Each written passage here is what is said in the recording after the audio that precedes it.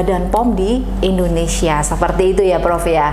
Untuk clinical trial yang FDA sendiri itu ada berapa fase sih sebetulnya Prof?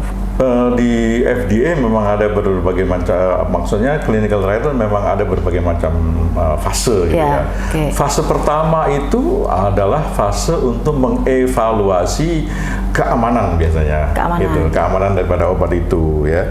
Jadi keamanan, kemudian side effect, dosisnya itu semua diteliti pada clinical trial fase pertama. Nah, clinical trial fase 2 ini akan diteliti lebih lanjut. Kalau tadi kan tentang safety ya, safety, dosis, kemudian apa namanya keamanan, efektivitas. Nah, yang kedua ini dia bagaimana dia bekerja dalam sebuah sistem gitu. Jadi dia mulailah dalam sebuah sistem, misalkan efeknya terhadap sistem pencernaan, efeknya terhadap sistem kardiovaskular, efeknya terhadap sistem hormon. Nah, itulah kemudian yang fase kedua itu diteliti dan data-datanya ditabulasikan untuk kemudian dipakai sebagai landasan untuk melakukan penelitian clinical trial, penelitian uji klinis fase ketiga. Nah, setelah clinical trial fase kedua, mulailah dengan clinical trial fase ketiga, di mana kita para peneliti itu mulai memakai subjek manusia, dan populasinya juga harus besar gitu supaya datanya itu kuat. Para peneliti memakai sekumpulan subjek manusia yang berada di Indonesia, kemudian yang beretnis Asia, kemudian mereka juga memakai sekumpulan subjek manusia yang berada di Amerika, yang Caucasian, orang-orang Caucasian gitu, atau sekumpulan orang-orang subjek manusia yang berada di Afrika. Jadi mereka membandingkan, dan mulailah mereka membandingkan bagaimana kalau orang yang beretnik Asia, bagaimana orang yang efek obat tersebut pada orang yang beretnik Amerika atau Caucasian. Begitu juga efeknya terhadap yang beras Afrika. Demikian. Jadi data-data yang besar itu kemudian dikumpulkan, safety-nya, efektivitasnya seperti yang tadi itu, gitu. Dan klaimnya, terutama klaimnya gitu.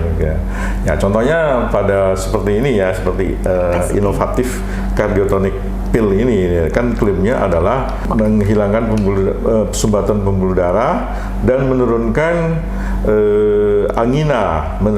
Jadi jumlah anginanya atau jumlah sakit pada dadanya itu yang frekuensi sakit pada dada itu yang kemudian diteliti setelah orang sakit kemudian mereka minum ini dan responnya yaitu jumlah angina dalam satu hari itulah yang diteliti gitu. Kalau misalnya sebelum makan ini jumlah serangannya itu kira-kira 12 kali dalam sehari, setelah minum ini kok menjadi 2-3 kali dalam sehari, ya itu kan ada sebuah penurunan yang sangat signifikan secara statistik gitu. Ya, dan setelah itu ada yang lagi yang namanya post marketing clinical trial, yaitu clinical trial tahap 4 atau adverse reaction clinical trial atau clinical trial yang mentabulasi semua efek samping yang diakibatkan oleh obat ini.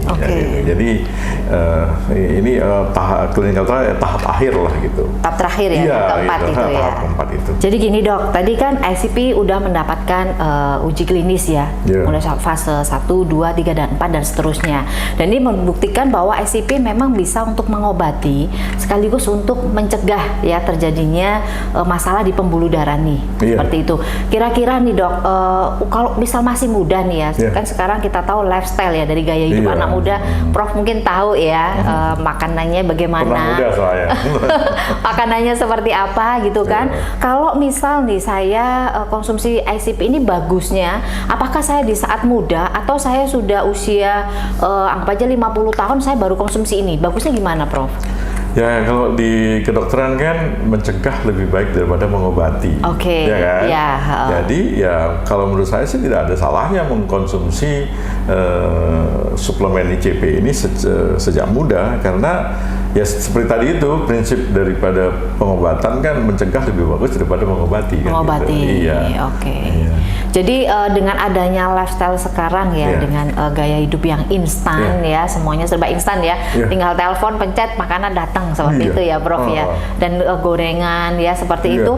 Kalau kita konsumsi produk ICP ini, jadi bisa meminimalisir terjadinya penyakit-penyakit pembuluh darah seperti itu, Prof, atau bagaimana, Prof? Ya itu paling kan tidak kalau penyakit pembuluh darah dan jantung itu kan tergantung juga pada faktor resiko ya. Resiko. Okay. Misalnya faktor resiko adalah kegemukan, ya, turunan boleh, gemuk, obesitas, kemudian merokok, ya kan? Kemudian kurang olahraga, gitu kan? Nah, jadi kalau selama kita bisa mengendalikan faktor-faktor resiko tersebut, ya saya pikir akan sangat berguna sekali, ditambah dengan memakan ICP gitu. Tapi yang paling penting kan mengendalikan faktor-faktor risikonya. Faktor risiko. Supaya tidak terjadi serangan jantung pada usia muda. Usia muda. Gitu. Memang sekarang kan di dalam masyarakat umum ya, kalau dulu kan penyakit jantung itu penyakit orang kaya gitu ya, Prof ya. Orang kaya dan orang tua. Orang tua, betul. Dan sekarang orang miskin pun dan orang muda pun bisa kena seperti itu. Bisa kena penyakit jantung gitu. Jadi untuk selain faktor resiko, jadi ICP ini bagus sekali ya di usia muda mengkonsumsi produk ini lebih disarankan seperti itu ya. Jadi ya, pasti ada perbedaannya kan, karena setiap hari kalau kita mengkonsumsi ini ICP ini kan pembuluh darah kita kan dibersihkan dari kolesterol, metabolisme kolesterol yang kemudian melekat dan membentuk foam cell pada pembuluh darah kan gitu, sehingga diameter pembuluh darah itu akan mengecil kan gitu ya. Nah, itu tidak terjadi karena aksi daripada ICP itu yaitu membersihkan pembuluh darah tersebut secara kalau kita setiap hari kan ibaratnya analoginya kan ruangan ini ya, ruangan yang selalu bersih dari kotoran-kotoran itu gitu. Iya, analoginya seperti jadi olahraga aja nggak cukup ya, Prof? Olahraga juga, juga, ICP juga. Jadi semua dilakukan secara holistik. Gitu, secara holistik.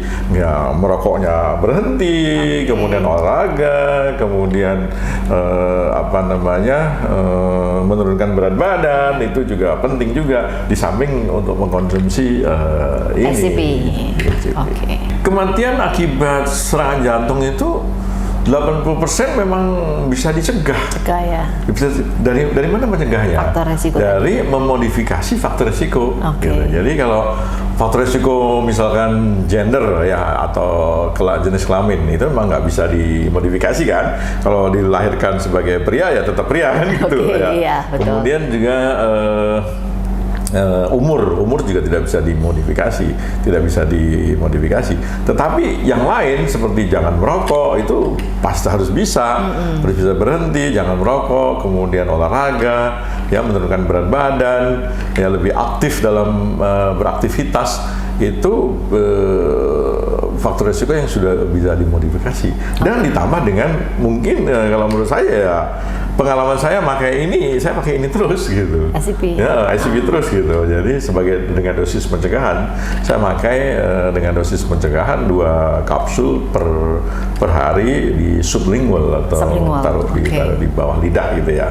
Saya setiap hari gitu untuk sebagai pencegahan daripada beberapa penyakit pembuluh darah dan jantung. Gitu. Ya, Jadi dari sini kita bisa tarik suatu kesimpulan, Prof ya. Jadi memang untuk menjaga pembuluh darah yang sehat ya, tentunya itu secara holistik ya.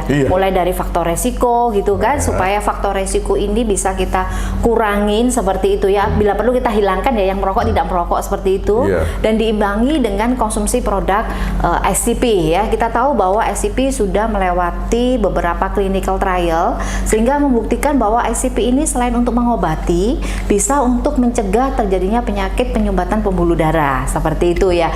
Tentunya dengan faktor-faktor resiko kita tetap harus olahraga ya, Prof ya. Bukan berarti konsumsi kita tidur gitu enggak ya, seperti itu.